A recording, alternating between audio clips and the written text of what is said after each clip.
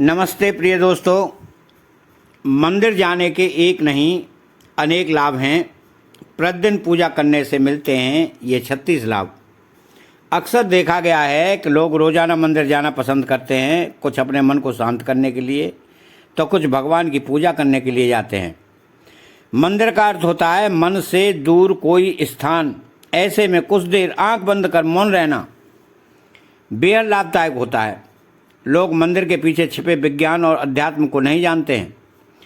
सुबह सुबह मंदिर जाने से कई लाभ होते हैं। व्यस्त जीवन शैली की वजह से लोग मंदिर नहीं जा पाते हैं। ऐसे में लोगों ने अपने घर के अंदर ही एक छोटा सा मंदिर बना लिया है। ज़्यादातर लोग भगवान को याद करने के अलावा पूजा पाठ भी इसी छोटे से मंदिर में करते हैं।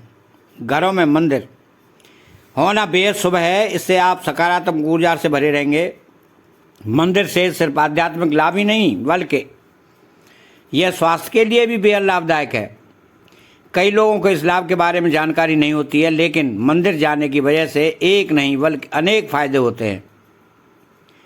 इस वीडियो में हम जानेंगे उन 36 लाभ के बारे में, लेकिन उससे पहले अगर आप भी चाहते हैं कि लक्ष्मी माता का आशीर्वाद आप पर सदैव बना रहे तो इस वीडियो को एक सब्सक्राइब, एक लाइक ज़रूर करें और कमेंट बॉक्स में जय लक्ष्मी माता लिखें।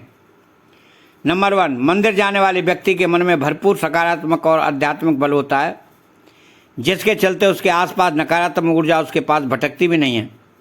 आप इस ऊर्जा को भूत, पिशाच या प्रेत भी कह सकते हैं। मंदिर जाने वाला व्यक्ति भय मुक्त जीवन जीता है। नंबर 2, मंदिर जाने से व्यक्ति में सही और गलत को समझने की क्षमता बढ़ती है। वह किसी भी प्रकार की फालतू लड़ाई झगड़े में नहीं पड़ता है। जैसे रास्ते में पड़े पत्थर या गड्ढे को देखकर हम अपनी गाड़ी को उससे बचाकर निकाल लेते हैं, उसी तरह व्यक्ति अपनी जिंदगी को समझदारी से गड्ढों से बचाकर निकाल लेता है। नंबर 3, मंदिर जाने वाले व्यक्ति का कोई शत्रु किसी बुरी विद्या के माध्यम से उसका कुछ भी नहीं बिगाड़ सकता है। कई लोग अपने कार्य या व्यवहार से दूसरों को नाराज कर देते हैं, जिससे उनके शत्रु बढ़ जाते हैं। कमज़ोर शत्रु अक्सर सामने की लड़ाई नहीं लड़ते, वे पीठ के पीछे ऐसे कार्य करते हैं जिन्हें अंधविश्वास की श्रेणी में रखा जाता है। लेकिन मंदिर जाने वाले लोगों को इससे कोई फर्क नहीं पड़ता है। नंबर 4, मंदिर जाकर मन में विश्वास और आत्मबल का संचार होता है, जिससे मन में किसी भी प्रकार का दुख या शोक नहीं रहता है। व्यक्ति सभी परिस्थितियों में संतुलित रहता है। संतुलित अर्थात न तो भावना में बहता है और न ही कठोर होता है। हर परिस्थिति उसके लिए सामान्य हो जाती है। नंबर 5, प्रतिदिन मंदिर जाने वाले के मन और मस्तिष्क में क्लेश या क्रोध नहीं होता है। अगर घर के दूसरे सदस्यों से झगड़ा करते हैं या घर में कोई विवाद हो रहा है तो उसे समझदारी से संभाल कर माहौल को खुशनुमा बना देता है। नंबर 6, मंदिर जाने वाले व्यक्ति के जीवन में कभी ऐसे संकट नहीं आते कि वह कर्ज में डूब जाए। थोड़ा बहुत कर्ज हो तो कोई फर्क नहीं, लेकिन कर्ज भी सोच समझ कर लें। यदि कर्जा ज़्यादा हो तो उसे छुटकारा पाने के रास्ते निश्चित ही मंदिर से निकलते हैं। मंदिर में के प्रति विश्वास हो तो इस बाधा से व्यक्ति मुक्त हो जाता है। नंबर 7, मनोकामना का दोहराना। जब हम मंदिर में जाकर अपनी मनोकामना को बार बार दोहराते हैं तो हमें मंदिर की सकारात्मक ऊर्जा का साथ मिलता है, जिससे प्रकृति सक्रिय होकर हमारी मनोकामना पूर्ण करने लगती है। नंबर 8, मंदिर जाने से हमें पंचांग और त्योहारों की जानकारी मिलती है, जो हमारे जीवन को समृद्ध करती है। नंबर 9, मंदिर में जाकर जब आप मंदिर के नियमों का पालन करते हैं, व्रत, उपवास और पूजा पाठ में विश्वास करते हैं, सोच समझकर आहार विहार करते हैं, तो आपको किसी भी प्रकार का रोग या बीमारी नहीं होती। नंबर 10, अगर आप बेरोजगार हैं या आप का व्यापार नहीं चल रहा है तो निश्चित ही आपको प्रतिदिन मंदिर जाना चाहिए। आपको जल्दी सफलता मिलेगी। हालांकि जो व्यक्ति प्रतिदिन मंदिर जाकर प्रार्थना और पूजा पाठ करता है उसके साथ ही ये समस्या नहीं रहती, और अगर होती भी है तो दिमाग पर बोझ नहीं डालता बल्कि कर्म करता रहता है और अंत में सफल हो ही जाता है। नंबर 11, बहुत से लोगों को अनावश्यक भय और चिंता सताती रहती है, जिसके कारण वे तनाव में रहने लगते हैं। तनाव में रहने की आदत भी हो जाती है, जिससे व्यक्ति कई तरह की बीमारियों से घिर सकता है। लेकिन मंदिर जाने वाले के दिल और दिमाग में ये सब नहीं रहता है।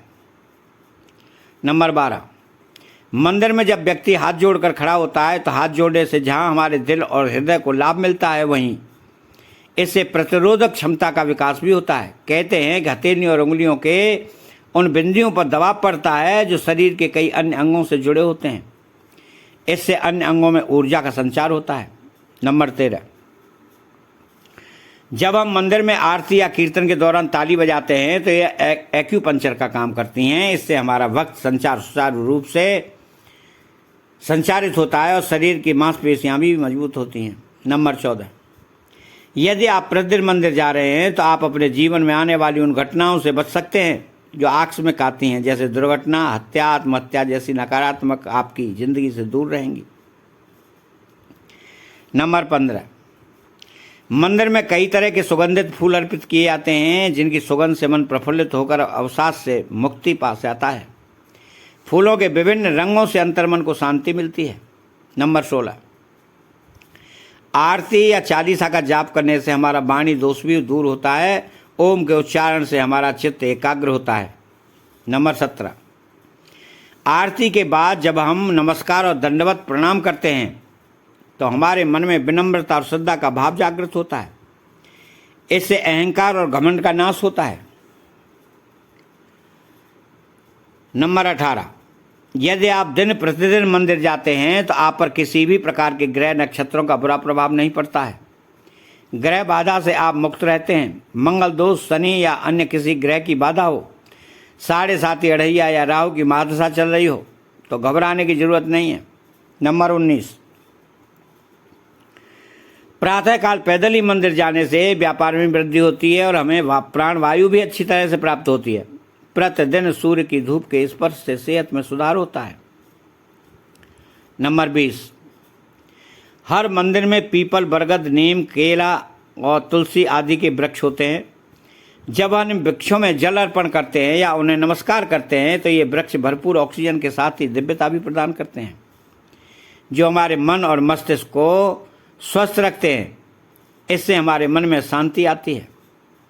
नंबर 21, आरती लेने से हमारी हथेली की कोशिकाओं को दिव्य ऊष्मा मिलती है और हमारे भीतर मौजूद सभी विषाणु और जीवाणु समाप्त हो जाते हैं।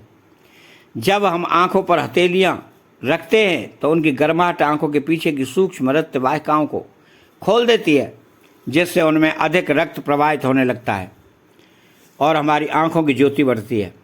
नंबर 22, मंदिर जाने से धार्मिक ज्ञान भी बढ़ता है क्योंकि वहाँ गीता, वेद, उपनिषद आदि के बारे में जानकारी मिलती रहती है। नंबर 23, मंदिर की भूमि को सकारात्मक ऊर्जा का क्षेत्र माना जाता है। यह ऊर्जा भक्तों में पैरों के जरिए ही प्रवेश करती है, इसलिए हम मंदिर के अंदर नंगे पांव जाते हैं। नंबर 24, मंदिर में भगवान की परिक्रमा से जहाँ सेहत के लाभ मिलते हैं वहीं पर धरती के गुरुत्वाकर्षण की शक्ति से जुड़कर हमारे शरीर का तनाव निकाल देती हैं। साथ ही मंदिर के गुंबद और उसके कलश से प्रवाहित हो रही ऊर्जा हमारे शरीर को प्रभावित करके सकारात्मक ऊर्जा प्रदान करती है। नंबर 25, मंदिर में घंटी की टंकार करीब 7 सेकंड तक गूंजती है जो मन और मस्तिष्क से विवाद हटाकर शांति प्रदान करती है। ऐसा भी कहा जाता है कि छोटी घंटी से पितृदोष संतुलित होता है, साथ ही इस ध्वनि से बैक्टीरिया भी नष्ट हो जाते हैं। नंबर 26, आरती के बाद जब शंख बजाया जाता है तो ये श्रद्धालुओं के लिए बहुत सुखद और स्वास्थ्य वर्धक होता है। शंख बजाने वाले के फेफड़े भी मजबूत होते हैं। नंबर 27, प्रतिदिन मंदिर जाकर जब व्यक्ति अपने मस्तक या दोनों भौं के बीच चंदन या केसर का तिलक लगाता है तो इससे शांति का अनुभव होता है और एकाग्रता भी बढ़ती है। दरअसल जहाँ तिलक लगाया जाता है उसके ठीक पीछे आत्मा का निवास होता है। आज्ञा चक्र और सहस्रार चक्र के बीच के बिंदु पर आत्मा निवास करती है जो नीले रंग की होती है, अतः चंदन लगाने के आध्यात्मिक लाभ भी हैं। नंबर 28, मंदिर में कपूर और अगरबत्ती की सुगंध से एक और जहाँ मन और मस्तिष्क से नकारात्मक विचार हटते हैं वहीं हमारी रोग प्रतिरोधक क्षमता भी बढ़ती है। यह हमें जैविक संक्रमण से भी बचाती है। मंदिर की सुगंधित हवा में रहने से बैक्टीरिया नष्ट हो जाते हैं और किसी भी प्रकार का वायरल इन्फेक्शन नहीं होता है क्योंकि मंदिर में कपूर का धुआं होता रहता है। नंबर 29, अव्यवस्था की अधिकता और अनेक तत्वों का दायित्व हो तो मंदिर जाने से हमारी सामाजिक प्रतिष्ठा बढ़ती है, साथ ही हमारी जान पहचान भी बढ़ती है। नंबर 30, मंदिर में दिए गए दान के अनेक लाभ होते हैं। दान करने से हम में कृतज्ञता रहती है और हम चीज़ों के प्रति आसक्ति नहीं पालते। इसके साथ ही हमारे सामाजिक दायित्वों का भी निर्वाह होता है। नंबर 31, आरती के बाद जब देवी देवताओं, भारत माता आदि के जय घोष होते हैं तो इससे आत्मविश्वास के साथ ही देशभक्ति की भी जागृत होती है। इसी के साथ हर मंदिर में गोरक्षा और गोहत्या बंद करने का संकल्प भी लिया जाता है। नंबर 32, प्रार्थना में अद्भुत शक्ति होती है। प्रार्थना करने वाला व्यक्ति मंदिर के ईथर माध्यम से जुड़कर अपनी बात ईश्वर या देवी शक्ति तक पहुंचा सकता है। देवता सुनने और देखने वाले हैं।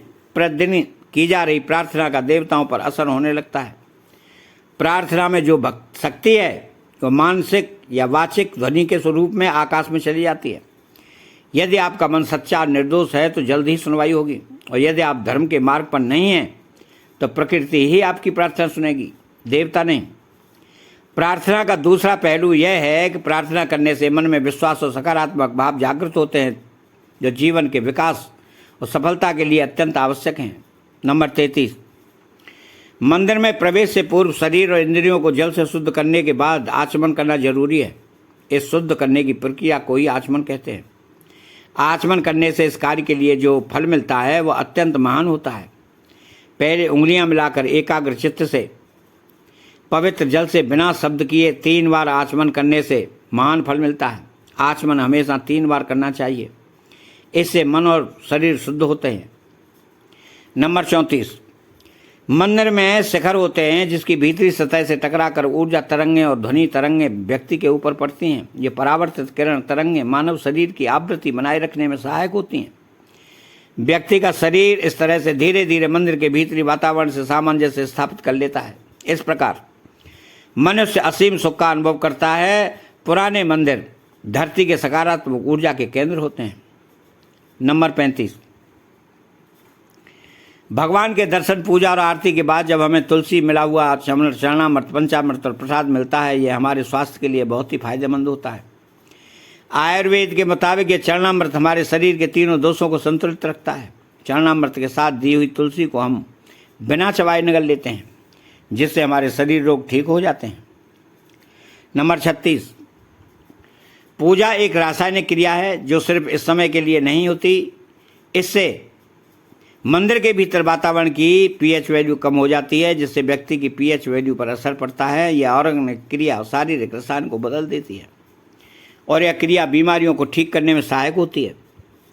तो दवाइयाँ भी यही क्रिया करती हैं जो मंदिर जाने से होती हैं। तो प्रिय दोस्तों, अगर आपको हमारी दी गई जानकारी अच्छी लगी हो तो वीडियो को एक लाइक करें, साथ ही मित्रों को वीडियो शेयर करें, चैनल को सब्सक्राइब करें और बेल आइकन घंटी को दबाना बिल्कुल न भूलें, क्योंकि हमारी वीडियो आप तक पहुंचती रहेगी। जय भोलेनाथ, जय श्री राम, जय बजरंगबली।